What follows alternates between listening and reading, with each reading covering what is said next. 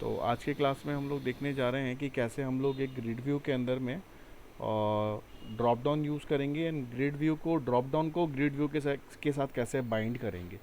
तो उसके लिए मुझे एक डेटाबेस की ज़रूरत पड़ेगी। डेटाबेस ऑलरेडी मेरे पास प्रोडक्ट के नाम से था और हम लोगों ने प्रोडक्ट के साथ में हम लोगों ने उसको बाइंड भी किया था। तो हम उसी को यूज़ कर लेते हैं इस प्रोजेक्ट में कि जो डेटाबेस हमारे पास ऑलरेडी है। तो उसके लिए क्या करते हैं, एक पेज बनाते हैं, एक नया एप्लीकेशन ओपन कर सकते हो। ये मैं ओल्ड एप्लीकेशन में बना रहा हूँ, अगर आप चाहो तो एक नया एप्लीकेशन में काम कर सकते हो। यहाँ से आपने एक उसको ऐड कर दिया वेब फॉर्म को, और उस वेब फॉर्म का नाम आपने प्रोडक्ट अंडरस्कोर मास्टर।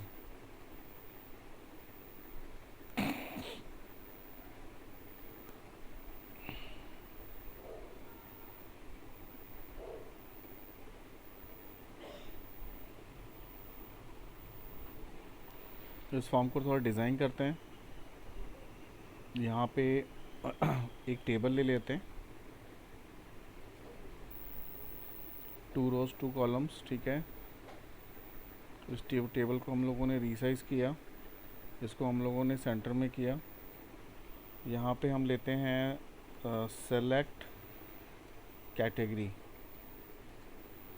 और सेलेक्ट कैटेगरी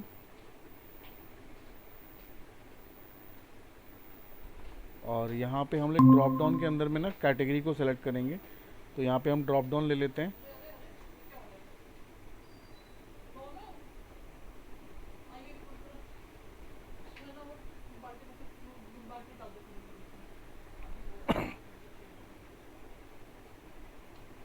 यहाँ पे ड्रॉप डाउन ले लिया हमने। मैं ये चाहता हूँ इस असाइनमेंट में कि ये जो ड्रॉप डाउन है ना, इसके अंदर मैं जो भी वैल्यूज़ मैं सेलेक्ट करूँ वो मेरी वैल्यूज़ जो है वो ग्रिड व्यू में शो होनी चाहिए। तो एक नया रो इंसर्ट कर लेते हैं, और इस रो के अंदर मैं चाहता हूँ मेरी ग्रिड व्यू के अंदर में मेरे पास वैल्यू शो करे। तो इस दोनों कॉलम को मर्ज कर लिया, इसको सेंटर में कर दिया, और यहाँ से हम एक ग्रिड व्यू ऐड कर लेते हैं। डेटा में जाते हैं और यहाँ से ग्रिड व्यू को ऐड कर लेते हैं। यहाँ से ग्रिड व्यू आपने ऐड कर लिया और ये आपका सेलेक्ट हो गया। यहाँ से हम उसको थोड़ा सा जस्टिफाई कर देते हैं एक साथ। इस तरह से हमने बना लिया। अब यहाँ पे जो हम लोग टेबल यूज़ करने जा रहे हैं ना, वो हम एसक्यूएल सर्वर का एक टेबल यूज़ करने जा रहे हैं जिस पे हम लोग प्रोजेक्ट पे काम कर रहे थे। उसी टेबल को यूज़ करते हैं जिसमें हम लोगों ने अभी असाइनमेंट वगैरह बनाए थे ना, उसको कर लेते हैं। ये हमने इसलिए लिया है, इसको हम लोग अपने जो हम लोग शॉपिंग कार्ट बना रहे हैं उस पर भी हम लोग यूज़ कर सकते हैं कि अगर फ्रंट पेज पे कोई भी यूज़र आता है और वहाँ पे कैटेगरी सेलेक्ट करता है तो उसके अकॉर्डिंगली रिपीटर के अंदर में वो सारी वैल्यूज़ लोड हो जाए। मतलब वो प्रोडक्ट जो है, वो जो भी प्रोडक्ट वो सेलेक्ट करता है, सपोज इलेक्ट्रॉनिक आइटम करता है तो इलेक्ट्रॉनिक प्रोडक्ट सारे हो जाएँ। अगर वो फर्नीचर करता है तो फर्नीचर्स आ जाएँ। तो उसके अकॉर्डिंगली हम लोग वहाँ पे सेट कर सकते हैं उसकी वैल्यूज़ को, और उसके हिसाब से हम वैल्यूज़ को हम दिखा सकते हैं यहाँ पे, ठीक है। तो सबसे पहले तो हम डेटाबेस सेलेक्ट करते हैं। डेटाबेस हमारा आई थिंक ई कॉम के नाम से था।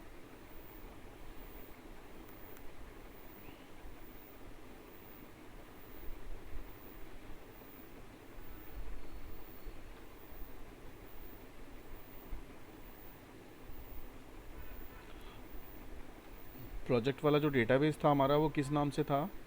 ई कॉम के ई नाम से। कॉम। ई कॉम हाँ जी। Use e underscore com. E com under TV. ई कॉम अंडरस्कोर डी बी। अच्छा,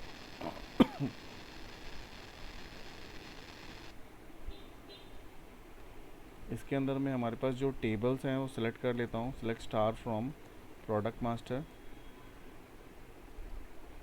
प्रोडक्ट अंडरस्कोर मास्टर। तो यहाँ पे देखो आपके पास प्रोडक्ट मास्टर में नहीं है, प्रोडक्ट मास्टर। तो हमारे पास एक प्रोडक्ट है जिसके अंदर में सिर्फ एक ही प्रोडक्ट है, तो हम एक और प्रोडक्ट ऐड कर देते हैं इसके अंदर में। इंसर्ट इनटू प्रोडक्ट मास्टर, और उसके अंदर में मैं वैल्यूज़ डाल रहा हूँ। Product ID 2, product name hoodies,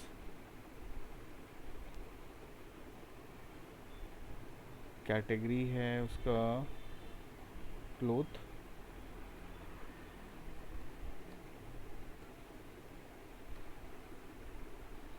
then price है 500, 5000, क्वांटिटी 10, उसका एक एड्रेस होना चाहिए, कुछ भी दे देते हैं ABC, और प्रोडक्ट की डिस्क्रिप्शन है तो यहाँ पे नॉन कर देते हैं। ये एक वैल्यू हमने इंसर्ट कराया। अब ये नहीं होगा, क्यों नहीं होगा? As the apply for the identify column, ये वाला कॉलम जो है ना आइडेंटिटी है, इसलिए नहीं होगा, तो मैं इसको वैसे कर देते हैं। तो देखा जाए तो मेरे पास टेबल में अब 2 वैल्यूज़ आ चुकी हैं, ठीक है। अब इस 2 वैल्यू के भी यहाँ पे मैं चाहता हूँ कि जितने भी मेरे पास में कैटेगरीज़ हैं, कैटेगरीज़ मेरे पास अभी शर्ट ही है, चलो एक और कैटेगरीज़ डाल देते हैं। क्लोथ की जगह पे मैं डाल देता हूँ फर्नीचर। फर्नीचर में मैं डाल देता हूँ लाइक टेबल। टेबल कितने की है? तो ये है आपकी 14,000 की, 10 पीसेस है। इसका इमेज भी वैसे डाल देते हैं, कोई दिक्कत नहीं है। एक हमने फर्नीचर डाल दिया, एक और फर्नीचर डाल देते हैं टेबल की जगह पे चेयर, और वो 15,000 की है, 10 पीसेस हैं मेरे पास। तो देखा जाए तो मेरे पास में 4 आइटम्स हैं टोटल, जिसमें से 2 कैटेगरीज उसकी फ़र्नीचर की है और 2 की कैटेगरी मेरी क्लोथ्स की है, राइट। अब मैं चाहता हूँ कि ये जो एप्लीकेशन मैं डेवलप कर रहा हूँ ना, इस कैटेगरी के अंदर में जितने भी फर्नीचर है वो अपने आप यहाँ पे लोड हो जाएं, ठीक है। तो यहाँ पे मुझे सबसे पहले क्या करना है, कैटेगरी को लोड कराना। तो कैटेगरी को लोड कराने के लिए क्या कोडिंग करते हो आप? सेलेक्ट कैटेगरी फ्रॉम टेबल, है ना। तो और जो भी कैटेगरीज होगी, अगर आप उसको असेंडिंग ऑर्डर में करोगे तो ऑर्डर बाय लिखोगे। तो ये जो कोड लिखोगे ना, ये आज हम लोग जो करने जा रहे हैं ना, वो मैनुअली बिल्कुल विजार्ड के थ्रू करेंगे। तो क्या करेंगे, सबसे पहले तो हम इससे सेलेक्ट करेंगे इस ड्रॉप डाउन को, और इसमें कोने पे जो ये पॉइंटर बना हुआ है ना, इस पर जस्ट आप क्लिक करोगे and select choose data source. Choose data source में जाओगे और जाने के बाद यहाँ पे आपको सेलेक्ट करना होगा new data source. New data source में आपको सोर्स को सेलेक्ट करना है एसक्यूएल सर्वर को, राइट। तो एसक्यूएल सर्वर को यहाँ से सेलेक्ट करेंगे हम, यहाँ से हम ओके करेंगे, और यहाँ से एक कनेक्शन को बिल्ड करना होगा आपको। अगर इस नाम का कोई कनेक्शन ऑलरेडी पहले से बना हुआ है, आप सेलेक्ट कर सकते हो। नहीं बना हुआ है तो आपको यहाँ से न्यू कनेक्शन पे जाना है। न्यू कनेक्शन पे जाने के बाद आपको सर्वर का नेम डालना है। सर्वर का नेम आपका जो भी यहाँ पे होता है, जो जैसे मेरा ये सर्वर का नेम है, यहाँ से मैं कॉपी कर रहा हूँ और मैं सर्वर के नेम को जाऊँगा, क्योंकि मैं यहाँ पे कनेक्शन स्ट्रिंग बना रहा हूँ। और यहाँ पे मैं उस डेटाबेस को डालता हूँ ecom_db। एक बार हम लोग टेस्ट कनेक्शन पे चेक कर लेते हैं एवरीथिंग इज़ ओके और नॉट। ओके, फिर हम फाइनली ओके पे क्लिक करते हैं तो हमारे पास एक कनेक्शन स्ट्रिंग ओपन हो जाता है। अगर मैं इस कनेक्शन स्ट्रिंग को चाहता हूँ कि मैं अपने वेब कॉन्फ़िग फाइल में सेव करूँ, तो मैं इस पर टिक कर लूँगा, ठीक है। सर इस पर नहीं टिक करेंगे, तो यहाँ जैसे टिक करोगे तो आपको कनेक्शन स्ट्रिंग शो करेगा। नेक्स्ट पे जाते हो जब, तो यहाँ पे एक टिक करने का ऑप्शन आता है। अगर आप इसमें एक टिक कर देते हो तो इस नाम से connection string web config file में आपकी बन जाएगी, जो जिसका नेम क्या होगा, ecom_db कनेक्शन स्ट्रिंग। जब हम लोग लिखते थे ना नीचे वेब कॉन्फ़िग में जाते थे और वहाँ पे लिखते थे add name is equal to mycon, तो माईकॉन की जगह पे क्या आ जाएगा, ecom_db कनेक्शन स्ट्रिंग, ठीक है। इस नाम से वो सेव होगा, भी मैं आपको दिखाऊंगा। फिर नेक्स्ट पे क्लिक करते हैं। नेक्स्ट पे क्लिक करने के बाद हमने यहाँ पे कौन सा टेबल सेलेक्ट करना है, प्रोडक्ट का, प्रोडक्ट मास्टर सेलेक्ट करना है। प्रोडक्ट मास्टर सेलेक्ट कर लिया। अब मैं क्या चाहता हूँ कि ये सारी वैल्यूज़ यहाँ पे शो हो, तो वो स्टार कर देंगे। अगर मुझे लगता है कि नहीं सारी नहीं करानी है, मुझे सिर्फ नेम कराना है, कैटेगरी कराना है, तो ये कर सकते हैं।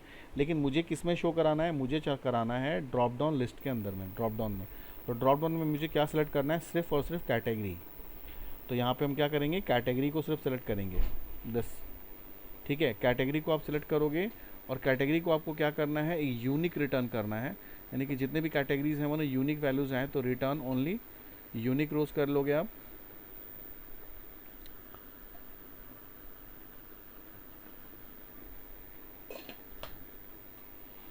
ठीक है, ये आपका आ गया। तो देखो नीचे क्वेरीज क्या आ गई, select distinct product category from product master. अगर आप डिस्टिंक्ट नहीं यूज़ करोगे ना यहाँ पे रिटर्न यूनिक नहीं यूज़ करोगे तो देखो क्या होगा, मैं वो भी आपको दिखाता हूँ। यहाँ पे नेक्स्ट पे क्लिक करो और यहाँ पे टेस्ट करो, देखो कितनी आ गई, 4 आ गई ना। 2 बार क्लोथ आ गया, 2 बार फर्नीचर आ गया, क्यों? क्योंकि आपने यूनिक नहीं सेलेक्ट किया था। तो आपको यहाँ पे क्या करना है, यहाँ पे जाके यूनिक करना है, यानी कि select distinct product category from product master. तो इसको अगर आप इसको रन कराओगे तो उसको टेस्ट कराओगे तो देखो आपके पास सिंगल एक क्लोथ और एक, यानी कि जितने भी क्लोथ्स होंगे वहाँ से जो रिटर्न होके आएगा वो सिर्फ एक ही आएगा। ठीक है, तो ये आपका हो गया यहाँ तक। और फिर हम लोग यहाँ पे फिनिश पे क्लिक कर देते हैं। जैसे आप फिनिश पे क्लिक करोगे ऑटोमेटिकली इन दोनों में इसमें कैटेगरी सेलेक्ट हो जाएगी, यानी सेलेक्ट डेटा टाइप डिस्प्ले जो होगा वो प्रोडक्ट कैटेगरी होगा, ड्रॉप डाउन की जो वैल्यू होगी प्रोडक्ट कैटेगरी की है। फाइनली ओके करोगे तो ये वाला जो पार्ट है वो आपका बाइंड हो चुका है डेटाबेस से, यानी रन टाइम के अंदर में जैसे ही यूज़र इस पर सेलेक्ट करेगा तो वो दो जितने भी वैल्यूज़ डेटाबेस में होंगी वो सारी यहाँ पे शो करेंगी, राइट। तो एक मैकेनिज़्म आपका ये हो गया। अब मैं ये चाहता हूँ सेकंड में कि अगर मैं यहाँ पे कोई भी प्रोडक्ट सेलेक्ट करता हूँ तो उसके कॉरस्पॉन्डिंग उसकी वैल्यू यहाँ पे शो होनी चाहिए। अगर मैं यहाँ पे क्लोथ सेलेक्ट करता हूँ तो यहाँ पे क्लोथ्स आनी चाहिए, अगर मैं यहाँ पे फर्नीचर सेलेक्ट करता हूँ तो यहाँ पे फर्नीचर आनी चाहिए। या आज मैं जो बता रहा हूँ ना आपको, ये विदाउट कोडिंग बता रहा हूँ। यहाँ पे ऊपर में भी हमने कोई कोडिंग नहीं यूज़ करी ना, हमने ऊपर में भी कोई कुछ भी नहीं करा, लेकिन जो मैंने आपको बताया उसको हम लोग अगर हम कोड के थ्रू करेंगे तो हम एग्जैक्टली वही कोड करेंगे जो हम लोग पहले करते थे। अब हम आते हैं इस पर। अब मैं क्या चाहता हूँ कि जो भी मैं इसमें सेलेक्ट करूँ वो उसकी वैल्यू यहाँ पे आए। अगेन आप आओगे इस पर, स्मार्ट बटन पे क्लिक करोगे, यहाँ पे जाओगे, यहाँ पे जाने के बाद आप सेम एसक्यूएल स्ट्रिंग को सिलेक्ट कर सकते हो। अगर आप सेम सेलेक्ट करोगे तो आपको सेम वैल्यूज़ में वही सारी चीज़ें मिल जाएंगी, तो आप सेम ना करो, यहाँ पे न्यू करो। न्यू करने के बाद एसक्यूएल सर्वर पे जाओ, जो न्यू के नाम से बना रहा है, टू के नाम से, ओके। कनेक्शन स्ट्रिंग आप सेम सेलेक्ट कर सकते हो जो आपने पहले बनाया था ई कॉम के नाम से, E com underscore D B connection string, वो आप सेम सेलेक्ट कर सकते हो क्योंकि कनेक्शन वही है, डेटाबेस मेरा वही है, तो मैं दोबारा न्यू कनेक्शन नहीं बनाऊंगा। नेक्स्ट पे क्लिक करेंगे, टेबल को सिलेक्ट करेंगे कौन सा, प्रोडक्ट मास्टर। अब देखो यहाँ पे समझने की बात है, ध्यान से देखो। अभी हमने क्या किया था लास्ट क्लास में हम लोगों ने प्रोडक्ट सेलेक्ट किया था, उसके अंदर हमने कैटेगरी सेलेक्ट करी थी, सिर्फ कैटेगरी। यहाँ मैं चाहता हूँ कि प्रोडक्ट की सारी वैल्यू शो हो, कहाँ पे, ग्रिड व्यू के अंदर में। बिहाफ किसके बिहाफ पे हो, तो ड्रॉप डाउन के बिहाफ पे हो। तो ड्रॉप डाउन के मतलब क्या हो गया, जो पहले क्वेरीज थी ये क्वेरी थी select star from table name, अब आ गया उसके साथ where, select star from product master where category is equal to this, ये ना। अब ये क्वेरी आएगी ना, तो अब ये वेयर का क्लाउज हम कहाँ से लेंगे, तो वेयर का क्लाउज हम लेंगे यहाँ से, क्योंकि वेयर का जो आपका बना हुआ है बटन, इस पर आप क्लिक करोगे। अब आपको यहाँ से वेयर दिखाना है, तो वेयर किसके थ्रू होगा, कॉलम के थ्रू होगा। तो यहाँ पे हम कॉलम कौन सा सिलेक्ट कर रहे हैं वेयर के लिए, category. Category is equal to what, category is equal to source क्या होगा, कंट्रोल, कंट्रोल के थ्रू हम कर रहे हैं, तो सोर्स इज कंट्रोल। ठीक है, अब वो कह रहा है कि कंट्रोल की आईडी क्या है जिसके थ्रू आप उसको सिलेक्ट करना चाहते हो, तो कंट्रोल की आईडी है ड्रॉप डाउन लिस्ट 1। ठीक है, क्या डिफ़ॉल्ट वैल्यूज़ कोई चाहिए आपको, मेरे को नहीं चाहिए, तो मैं क्या करूँगा, इसको ऐड करूँगा। जैसे मैं इसको ऐड करूँगा ऑटोमेटिकली एक वैल्यू मेरे पास में एक पैरामीटर वैल्यूज़ आ जाएगी, यानी कि क्या है, ये product category is equal to @product category जो हम बनाते थे पहले। अब वो जो भी हम बनाते थे वो सारा कुछ अभी हम लोगों ने विजार्ड के थ्रू किया है। अब फाइनली ओके करोगे, देखो यहाँ पे फाइनली ओके करने के बाद आपके पास विजार्ड के साथ एक उसकी वैल्यू स्टेटमेंट वहाँ पे सेट हो चुकी है प्रोडक्ट मास्टर के लिए। ठीक है, ये प्रोडक्ट आईडी के भी यहाँ पे आ गया, select product ID from product master where product ID @PID product category is equal to @P category. अब उसके बाद हम यहाँ पे नेक्स्ट करते हैं। नेक्स्ट करने के बाद आप टेस्ट कनेक्शन करोगे, फाइनली ओके करोगे। ओके करने के बाद यहाँ पे फिनिश कर पे क्लिक कर दोगे। Refresh grid view 1, would you like to refresh? Yes.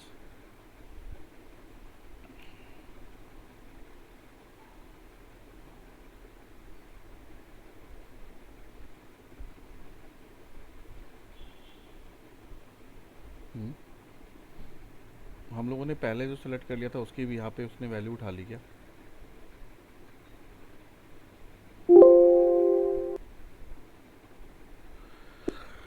हमने कुछ गलत कर दिया एक्चुअली ना। कोई बात नहीं, इसको डिलीट कर देते हैं।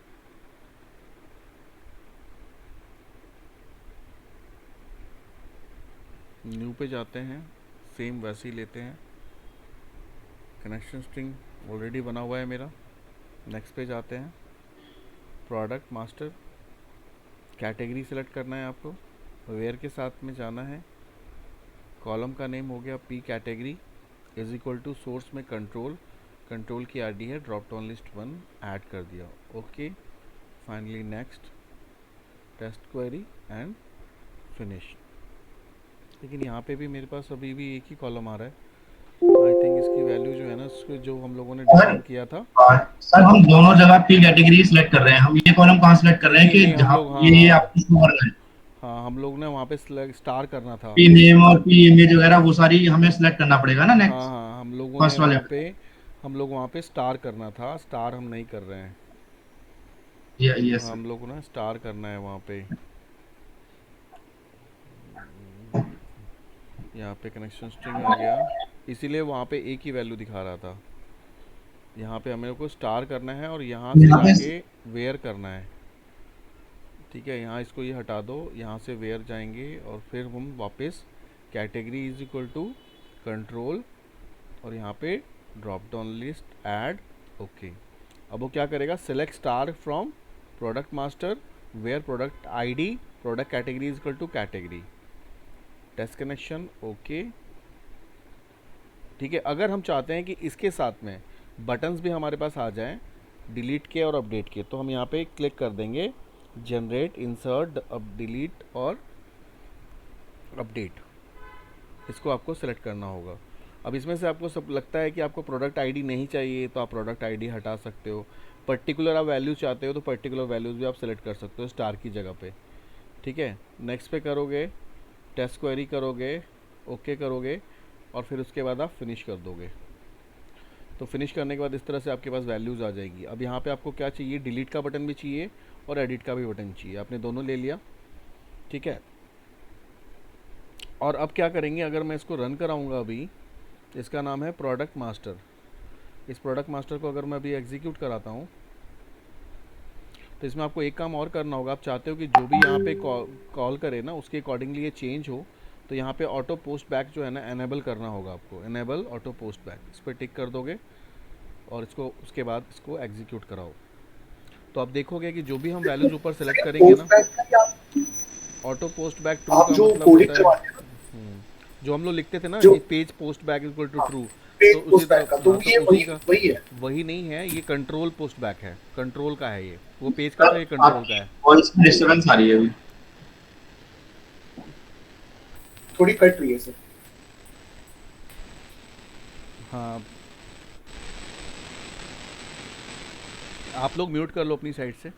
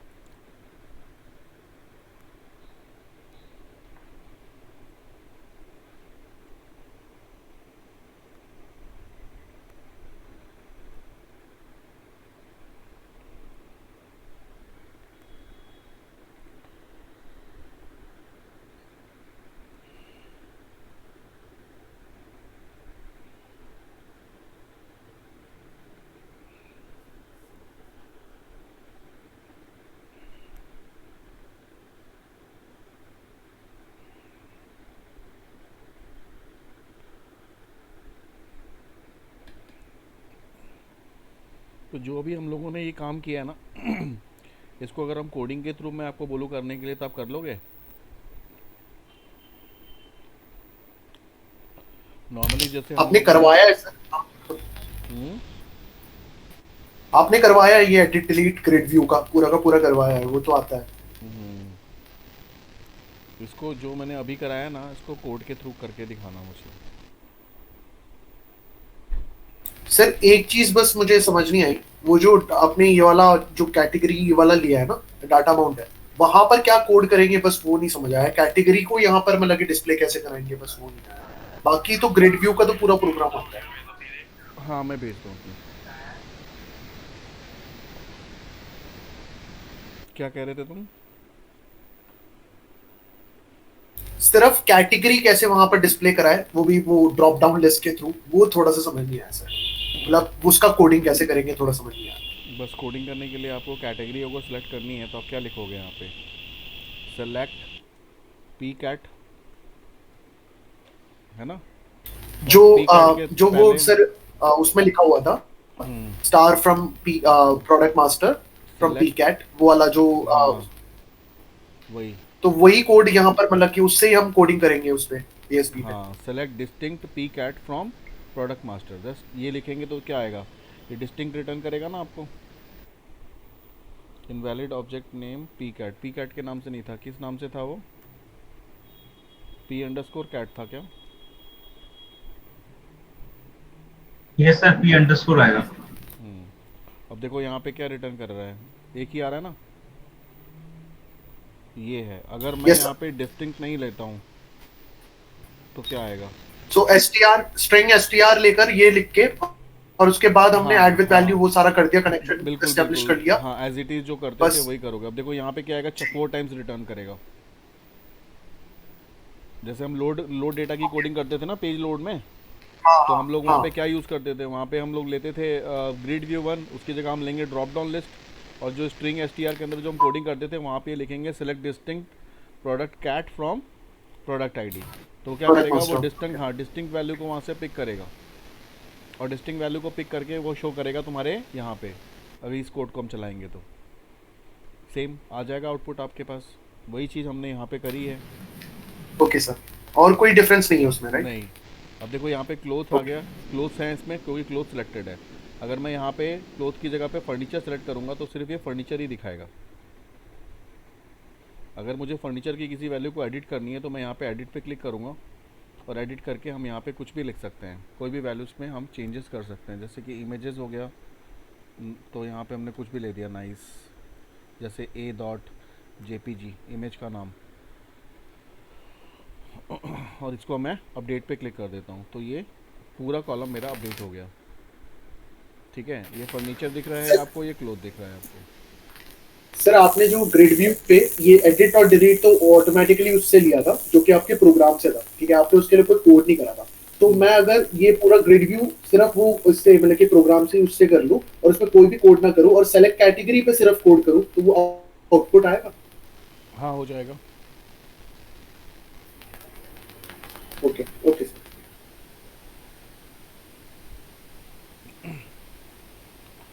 ठीक है, समझ में आया आप लोगों को?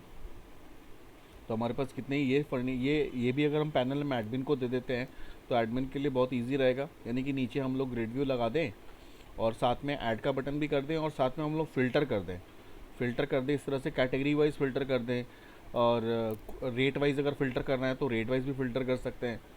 मतलब यूज़र को उस तरह के प्रोडक्ट को चाहिए जिसकी वैल्यू 5000 के अराउंड हो या 5000 से ज़्यादा हो, तो ऊपर वो बंदा क्या कर सकता है, ऊपर हम लोग इस तरह से फ़िल्टरिंग लगा सकते हैं, और फ़िल्टरिंग लगा के उसकी वैल्यू को हम लोग ग्रिड व्यू में लोड करेंगे, और ग्रिड व्यू के थ्रू यूज़र को हम वो पैनल दे देंगे कि उस पर्टिकुलर वैल्यू को वो अपडेट कर सके, डिलीट कर सके। ठीक है,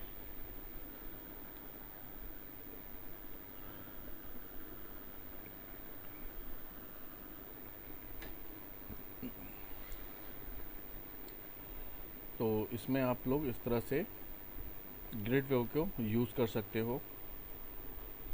यहाँ पे मेरा ग्रिड व्यू क्या हुआ, ये ग्रिड व्यू मेरे इस ड्रॉप डाउन के साथ बाइंड हो चुका है, यानी कि जो भी ग्रिड व्यू में सिलेक्टेड होगा वही वैल्यू यहाँ दिखेगी। तो इसको हम लोग क्या बोलते हैं, grid view to drop down bonding. Data bound करना। और जैसे कि बहुत जगहों पे आपने देखा होगा सिटी स्टेट कंट्री होती है, आपने कंट्री सेलेक्ट किया तो कंट्री के अंदर में जितने भी स्टेट्स होंगे वो आ जाते हैं, स्टेट के अंदर में जितनी भी सिटीज़ हैं वो आ जाती है। तो यहाँ पे आपको क्या करना है, एक छोटा सा असाइनमेंट आप बनाना। ये जनरली आपसे इंटरव्यू में पूछा जाता है कि आपके पास तीन ड्रॉप डाउन है। एक ड्रॉप डाउन के अंदर में मतलब एक डेटाबेस बना लो, टेबल बना लो, जिसके अंदर में एक सिटी रख लो, कंट्री, सिटी और स्टेट, वैसे करके बहुत सारी वैल्यूज़ आप इंसर्ट करा लो। तो जैसे यूज़र फर्स्ट वाले में अगर वो कंट्री सेलेक्ट करता है तो इंडिया सेलेक्ट करता है, तो इंडिया के अंदर में जितने भी वो होंगे स्टेट्स हैं, ठीक है, तो वो सारे स्टेट्स नेक्स्ट वाले ड्रॉप डाउन में अपने आप लोड हो जाए, यानी कि थर्ड वाले सेकंड वाले से फर्स्ट वाले को बाउंड करेंगे। उसके बाद जैसे ही वो स्टेट सेलेक्ट करता है तो स्टेट के अंदर में जितनी भी सिटीज़ होंगी वो नीचे आ जाएं, ठीक है। तो इस तरह से क्या होगा, इन तीनों की आपस में बॉन्डिंग होगी डॉट, यानी कि फर्स्ट सेकंड वाले को फर्स्ट वाले से एंड थर्ड वाले को फिर सेकंड वाले से। इस तरह से हम लोग डेटा बाइंड यूज़ करके ना हम लोग उस चीज़ को यूज़ कर सकते हैं। तो उसका भी एक एग्जांपल है ये वाला।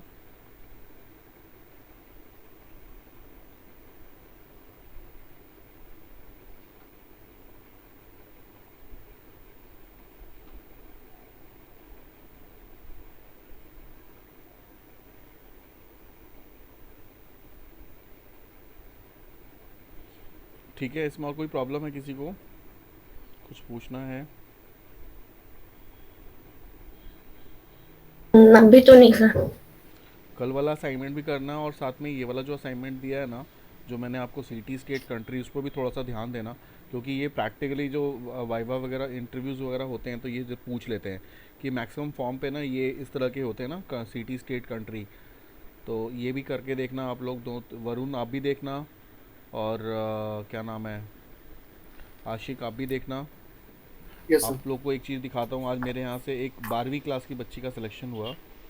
तो अभी गगन को मैं वही बता रहा था, वो 12th क्लास की थी, शायद ये जानता होगा, मनप्रीत कौर है ये 12th पास है, ओनली 12th पास है ये बच्ची। और मेरे पास 3 महीने पहले आई थी। अभी इसका देखो ये ऑफ़र लेटर है, 3 लाख का ऑफ़र लेटर उसको मिला है आज, उसकी कल से ज्वाइनिंग है। और उसको कल जिस दिन उसको ऑफ़र लेटर मिला उस दिन उसके पापा का एक्सीडेंट हो गया था, बहुत ही मतलब बुरा हुआ। लेकिन चलो एक भगवान, उसके पापा मतलब काफ़ी ज़्यादा इस टाइम सीरियस में हैं, लेकिन एक ये हो गया, अच्छा ये पार्ट हो गया कि एक सेकंड हैंड एक अर्निंग का पॉइंट इसके यहाँ मिल गया। देखो इस बच्चे का .NET डेवलपर में हुआ है, इसका 15 मार्च से इसका वो है सिलेक्शन है इसका, 15 मार्च में। अब ये 14 मतलब ये आज ही इसको ऑफ़र लेटर ये मिला है, और ये पैकेज आपका 3 लाख का पैकेज मिला है इसको। तो बहुत 3 महीने की ट्रेनिंग में इसने करी है ये चीज़ ना, तो ये बहुत अच्छी बात है। ओ मैंने वीडियो ऑफ नहीं किया था।